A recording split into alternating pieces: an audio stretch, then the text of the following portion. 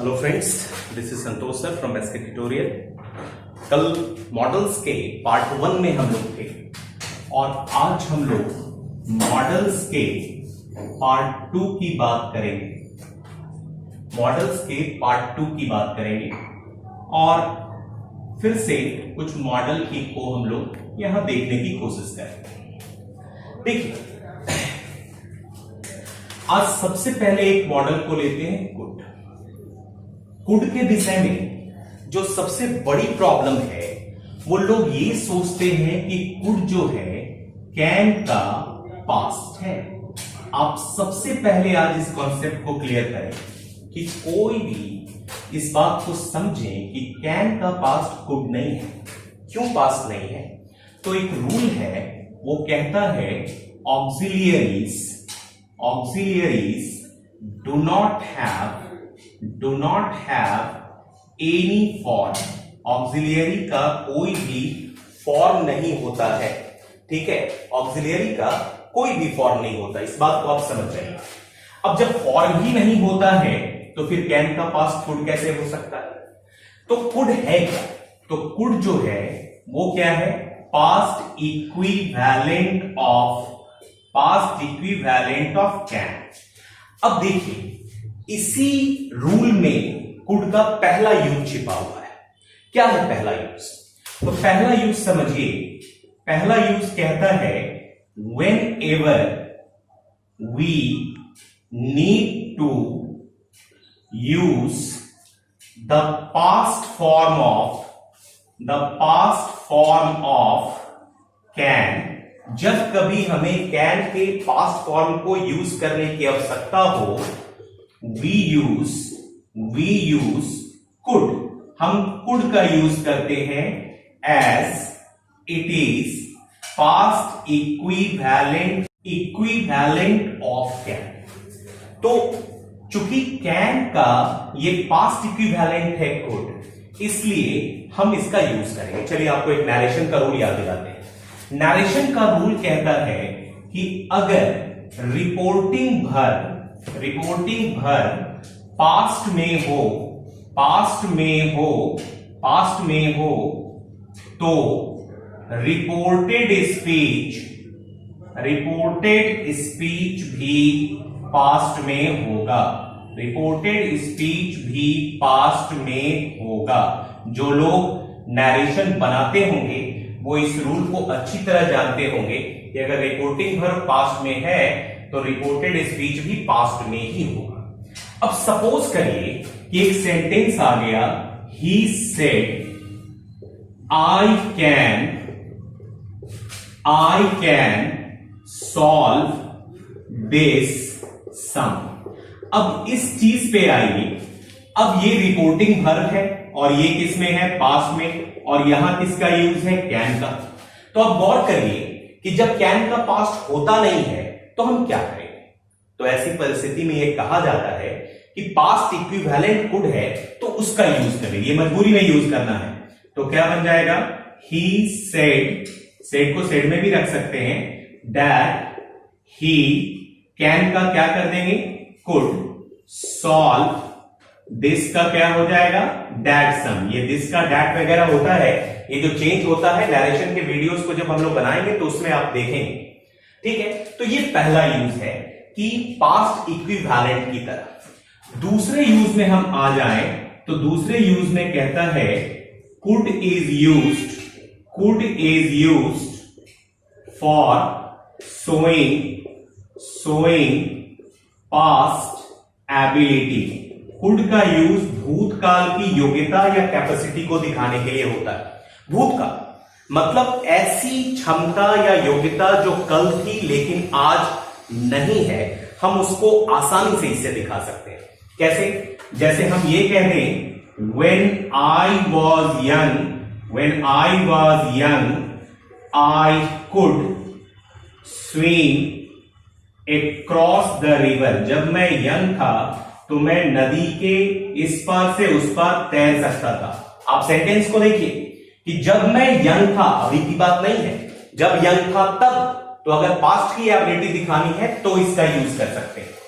तीसरा हम आ जाए तो कहता है could is used for polite request. Polite request के लिए भी हम कुड का यूज कर लेते हैं। कहिएगा पोलाइट रिक्वेस्ट मतलब क्या? नम्र निवेदन।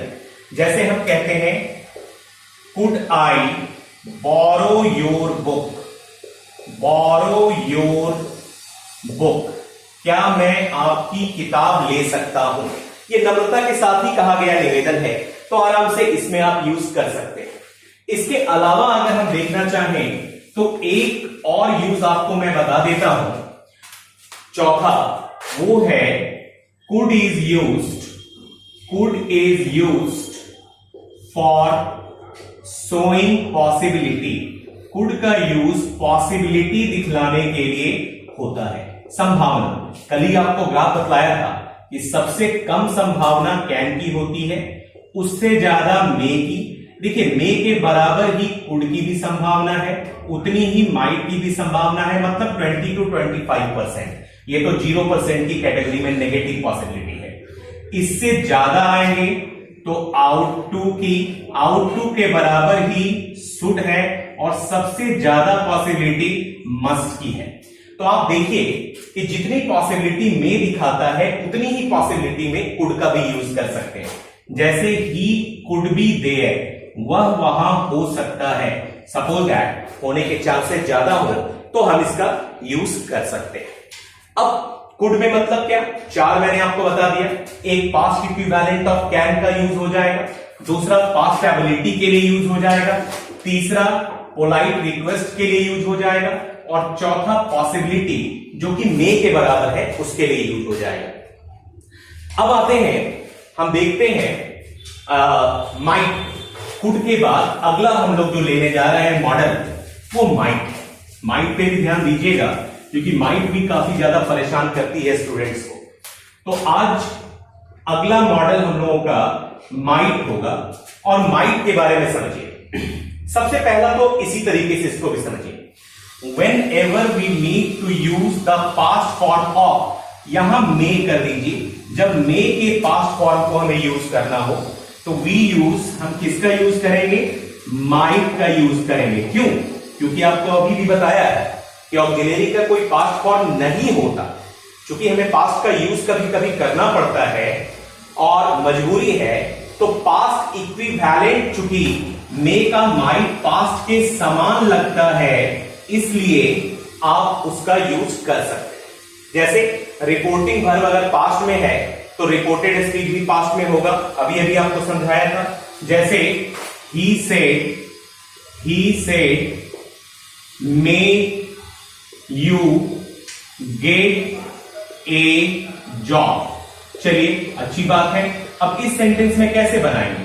जैसे ही ब्लेस्ड दैट आई मे का हमने क्या कर दिया? माई गेट ए जॉब। देखिए, ध्यान से देखिए, यहां समझने की कोशिश करिए कि मे का हमको पास्ट करना था क्योंकि रिपोर्टिंग हर पास्ट में था। क्योंकि पास्ट होता नहीं है तो मजबूरी में हमने माइट का यूज किया, वो उस तरह से काम कर जाए। इसके बाद दूसरा जो है वो है might is used for polite request. अगर नम्र निवेदन कुड के तरह करना हो तो माइट का भी यूज आप आराम से कर सकते हैं। जैसे माइट आई टेक दिस, क्या मैं इसे ले सकता हूं? बहुत बढ़िया से एक्सट्रीम पोलाइटनेस होती है, बहुत ज्यादा पोलाइटनेस को दिखलाता है, तो ये अच्छा है। पोलाइटनेस में अगर आप माइट का यूज करते हैं तो काफी अच्छा होगा। इसके बाद तीसरा हम आ जाते हैं, और इस रूल को ध्यान से समझिएगा।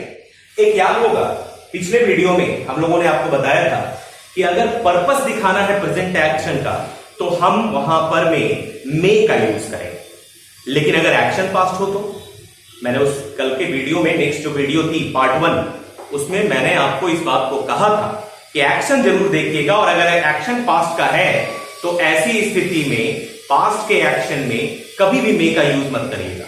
तो आज आप समझिए कि for the purpose of action of the past, अगर भूतकाल के एक्शन का पर्पस दिखाना है तो फिर हम माइट का यूज आराम से कर सकते हैं। भूतकाल के एक्शन का पर्पस दिखाना है तो कहिएगा कैसे, तो समझिए जरा। मान लीजिए यहां कोई सब्जेक्ट है और सब्जेक्ट ने कोई एक्शन किया और ये एक्शन पास्ट में है, आगे क्या आ जाएगा, so that, in order that, इसके बाद दैट, इस तरह के कंजंक्शन में से एक कंजंक्शन आएंगे, प्लस सब्जेक्ट होगा, प्लस में यहां किसका यूज करेंगे, माइट का, और प्लस में क्या आ जाएगा, पर्पस। ये तरीका है। अगर ये एक्शन पास्ट में है तो यहां पर्पस दिखाने के लिए माइट का यूज होगा। जैसे हम कहते हैं he ran so that he might catch the train. He ran so that he might catch the train.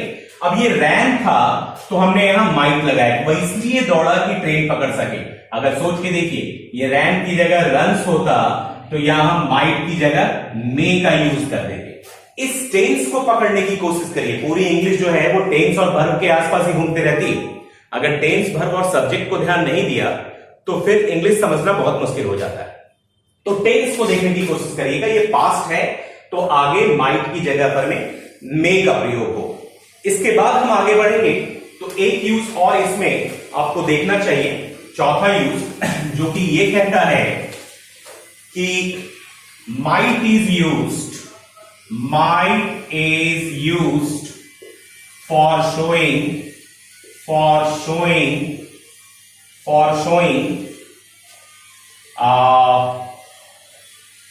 Possibility, संभावना। फिर वही बात है, कुड की जितनी पॉसिबिलिटी है, मैंने ग्राफिक आपको बता करके दिखाया था कि कैन सबसे कम 0%, इससे ज्यादा मे जो कि 25% तक की पॉसिबिलिटी दिखाता है।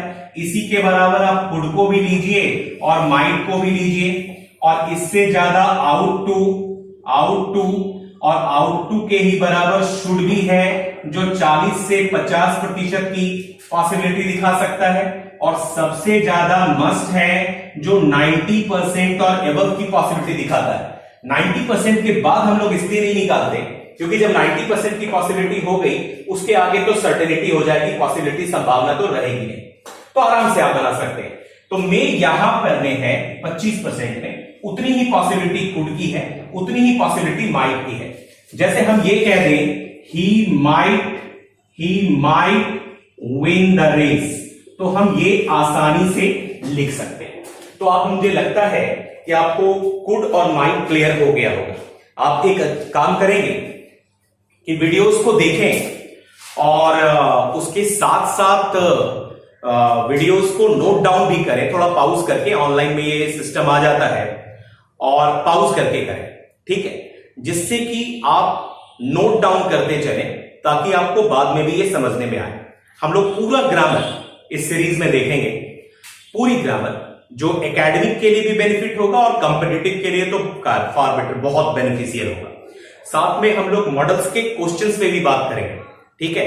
और इसके आगे जो वीडियो आएगा वो नाउन वगैरह पे, प्रोनाउन पे, फिर टेंस पे तो बहुत ज्यादा फोकस करेंगे हम लोग। इसके बाद चलिए आगे हम लोग बढ़ते हैं और अगले मॉडल की ओर चलते हैं, और अगले मॉडल को देखने की कोशिश करते हैं, समझने की कोशिश करते हैं। दो मॉडल में एक साथ ले रहा हूं, एक सैल है और एक एंड विल। बहुत फैमिलियर मॉडल है और आप सब इसको अच्छी तरह जानते हैं। शैल और विल। अब देखिए, अगर सेंस की बात मैं कर दूं तो गा, गे, गी, ये सेंस है।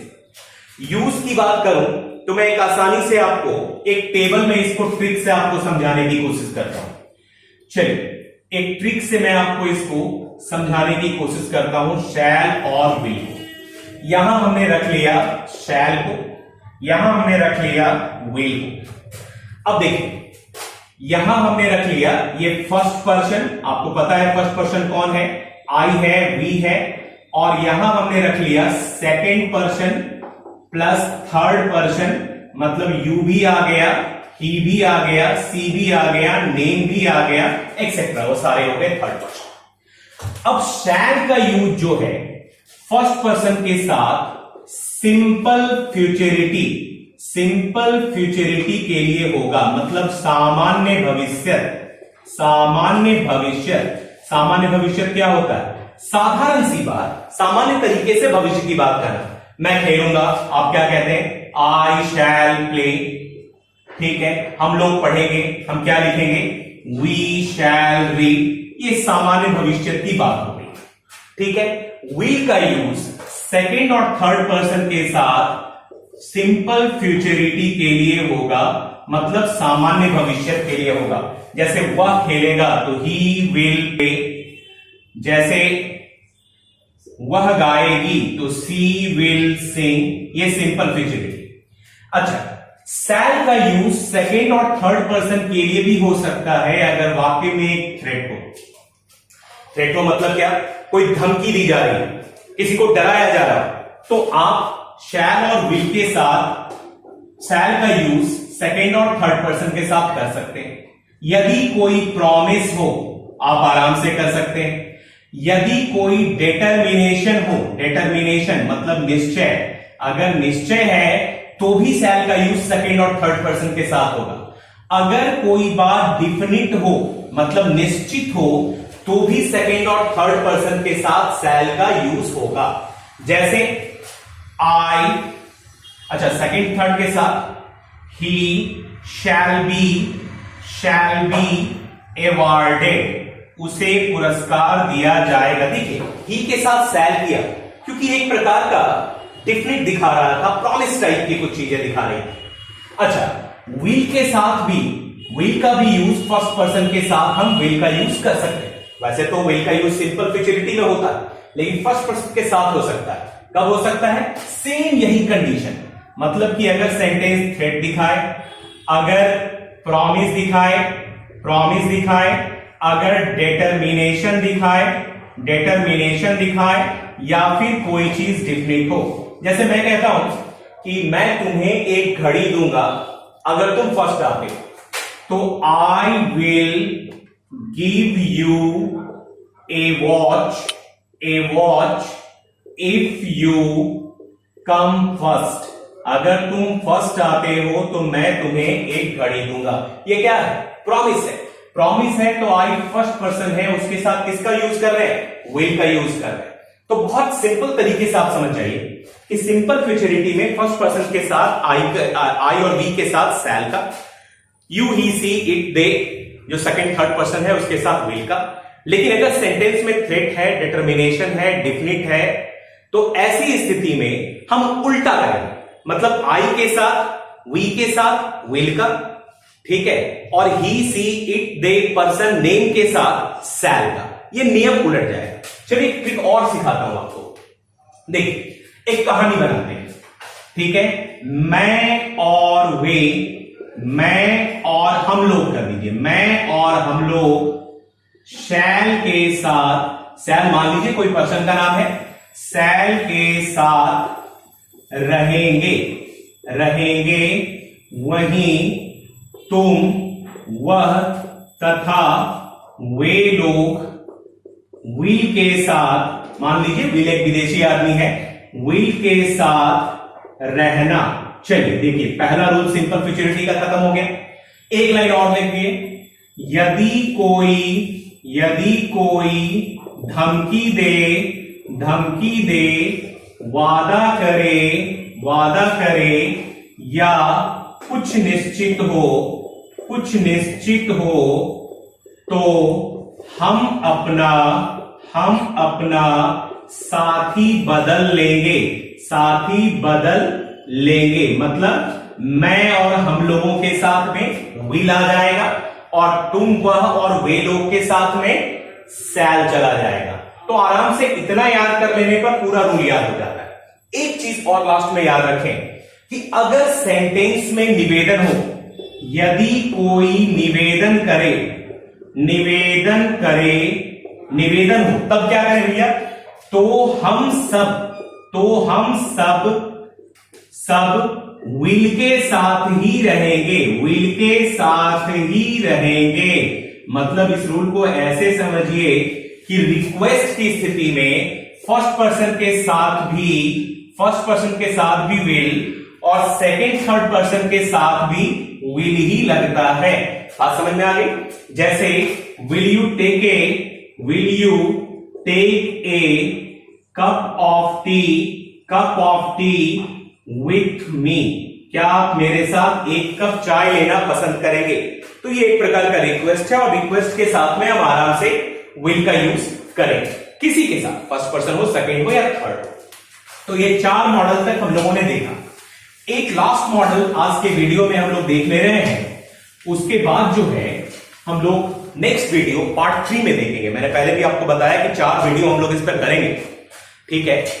और एक वीडियो स्पेशल करेंगे जिसमें एडिटिंग और एरर से रिलेटेड क्वेश्चंस को देखेंगे कि सवाल कैसे बनाते हैं, क्योंकि सवाल बनाना फाइनल पर्पस तो सवाल बनाना ही है।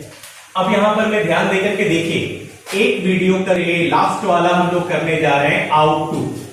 एक बात बता दो कि लोग कहते हैं कि आउट टू एक auxiliary, as a matter of fact auxiliary केवल आउट है। तो कहिएगा कि आउट टू क्यों लिखते हैं? चूंकि आउट के बाद हमेशा इंफिनिटिव आता है, और इंफिनिटिव कहने का मतलब 2 + v1, या पैसिव में है तो 2 + b + v3, दोनों ही स्थिति में आउट के बाद 2 लगेगा ही, इसलिए इसको आउट टू बोला जाता है। अगर सेंस की बात करें तो सेंस इसका क्या है? चाहिए। सेंस इसका क्या है? चाहिए, ठीक है। समझ में आ गई बात? सेंस इसका क्या है? चाहिए। अब इसके बाद देखने की कोशिश करिए और समझने की कोशिश करिए। यूज के लिए एक ट्रिक आपको सिखा देता हूं, ये याद रखिए, पोडा। पोडा कहने का मतलब P फॉर पॉसिबिलिटी, ठीक है। OD for obligation and duty, और A फॉर एडवाइस मतलब संभावना, ड्यूटी ऑब्लिगेशन मतलब दायित्व और कर्तव्य, ठीक है। एडवाइस का मतलब हो गया सलाह, ठीक है। तो ये 3 तरह के यूज आप यहां पे देख लीजिए, P possibility, OD obligation and duty, advice मतलब सलाह। पॉसिबिलिटी कैसी? में से ज्यादा है आउट टू की, और मस्ट से कम है आउट टू की, मैंने 40 to 50%। जैसे हम कहते हैं he ought to get good marks. मान लीजिए कि कोई इंटेलिजेंट लड़का है और हम ये कहना चाह रहे हैं कि उसे अच्छे नंबर मिलेंगे, तो हम आराम से लिख सकते हैं। ऑब्लिगेशन एंड ड्यूटी दायित्व, जैसे हम कहते हैं we ought to obey the rules, हमें रूल्स को ओबे करना चाहिए। ये क्या है? ड्यूटी है हमारी, ऐसे में यूज कर सकते हैं। एडवाइस सलाह, जैसे you ought to consult to a doctor at once, आपको अभी किसी डॉक्टर को कंसल्ट करना चाहिए। अब आप देखिए, सलाह है, आप माने ना माने। एक लास्ट चीज आप आज समझ लें इस वीडियो में कि आउट टू जहां जहां होता है वहां हम शुड का यूज कर सकते हैं। ध्यान दीजिएगा, शुड के हर एक जगह पे आउट टू नहीं कर सकते। शुड के 8 यूज होते हैं, आउट टू के 3। इन तीनों यूज में शुड का यूज हम आराम से कर सकते हैं। इस चीज को ध्यान रखिएगा। मतलब हम यहां से आउट टू हटा के अगर शुड कर दें तो कोई प्रॉब्लम नहीं है, यहां से आउट टू हटा के हम शुड कर दें तो कोई प्रॉब्लम नहीं है, यहां से आउट टू हटा के हम शुड कर दें तो कोई प्रॉब्लम नहीं है। मतलब पॉसिबिलिटी में, ऑब्लिगेशन, ड्यूटी में और एडवाइस में आउट टू और शुड दोनों एक दूसरे के पूरक ही हैं, साथ साथ चलते हैं। तो आज हम लोगों ने 5 मॉडल्स को देखा, और पार्ट 1 के वीडियो में हम लोगों ने 2 मॉडल्स की बात की थी। 7 मॉडल्स हो गए, 13 मॉडल्स थी। नेक्स्ट पार्ट 3 के वीडियो में और पार्ट 4 के वीडियो में हम लोग सारे मॉडल्स को देख लेंगे। उसके बाद एक वीडियो पार्ट 5 बनाऊंगा जो क्वेश्चंस पे होगी, सॉल्यूशंस पे होगी, वो हम लोग देखेंगे। आप इन्हें नोट डाउन करें, ठीक से पढ़ें, और साथ में लाइक, सब्सक्राइब और शेयर जरूर कीजिएगा, क्योंकि उससे एप्रिसिएशन मिलता है। हम आपके लिए अच्छे वीडियोस लेकर के आते हैं। Thank you.